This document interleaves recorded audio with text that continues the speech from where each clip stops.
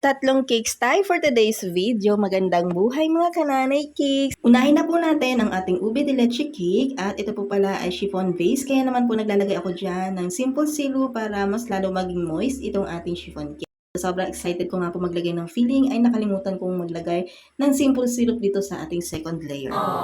Each layer po kasi ng ating cake, lalo kung ito ay chiffon base, ay kailangan po talagang lagyan niya ng simple syrup. Jump pack nga tayo dito sa ating filling at muntik pang makalimutan ang special request ng ating client. Naku talaga naman at napatigil talaga ako dito mga kananay cakes at inisip ko talaga kung ano yung kulang.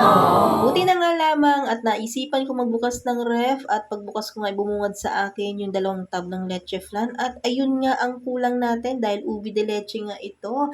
As you can see, malalaki yung hiwa natin ng leche flan dyan. Hindi ko na niliitan mga kananay cakes kasi para naman kasahan talaga ng ating client kung gaano ka-creamy yung ating leche flan. Wow! Naglalagay na nga ako dito ng zago straw at saka nitong stick na tinatagos ko hanggang cake drum kasi para yun nga may pagkapitan yung ating cake at hindi siya basta-basta magkukulaps kasi malayo pa yung biyahe nito. Tapos yan, naglagay na ako ng swirl dito sa taas. Gamit kong piping tip dyan ay 2D. Dito naman sa baba ay tip number 104. Petal tip po siya. Yan po yung ginagamit para gumawa ng flowers. Dito naman sa pangatlong tip, ang gamit ko dyan ay Ateco number 32. May kasama din pala itong 12 pieces na cupcakes at may toppings din po na leche flan at nag-drizzle po ako dyan ng chocolate fudge it ni Bakersfield. Napakasarap ng combination yan mga kananay cakes. At ito na pala yung finish look ng ating cake. Kilala nyo ba yung character na yan? Ayan, si Catnap. Ito na nga pala yung ating pangalawang cake at ang flavor nito ay moist chocolate. Kitang-kita nyo naman kung gaano ka-moist yan at ito talaga ang binabalik-balikan ng ating mga kliyente. Favorite talaga nila ito mga kananay cakes at dahil mahal nga ang cocoa powder ay nagpapa-additional tayo kapag ganito nga ang flavor. Yung gamit ko palang palaman dito ay classic whipped na nilagyan ko ng mocha flavorade at konting cocoa powder.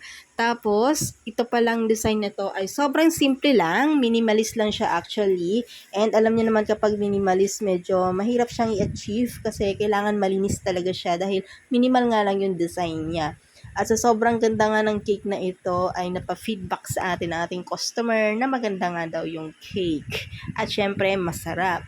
At request din sa atin na i-vlog natin ito ay for the go, content din yan. Thank you so much po ulit Ma'am Ayumi sa pag-order ng cake na to. And here's the last cake. Ganun pa rin yung flavor niya, moist chocolate cake at mocha filling. At naglagay din pala tayo dyan ng kaunting fudge it chocolate. Mula pa naman hanggang frosting, ang gamit natin dyan, walang iba kundi ang ating trusted brand na Bakersfield Philippines. Baka niya men, charot. At red nga pala ang color nitong ating cake at ganito lang pala natin siya mabilis na achieve. Gumamit po tayo dito ng airbrush at finally nga nakapag-invest na ako nito mga kananay cakes.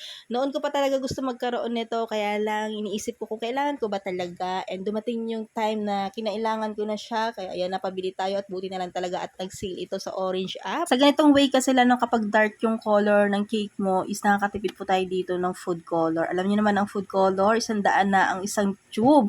At balik na tayo dito sa ating baptism cake. Sabi ko nga sa inyo, minimalist lang yung design ng cake na ito kaya ingat na ingat talaga ako sa paglalagay ng judges na cross kasi ayoko nga na merong uka-uka dyan dahil yun nga gusto ko malinis yung kinalabasan talaga ng outcome ng cake na to. Bali, isang celebrant lang pala yung may-ari ng cake na ito pero magkaiba po yung customer na nag-order sa atin. At ito na pala ang final look ng ating cake o diba ang linis ng pagkakagawa.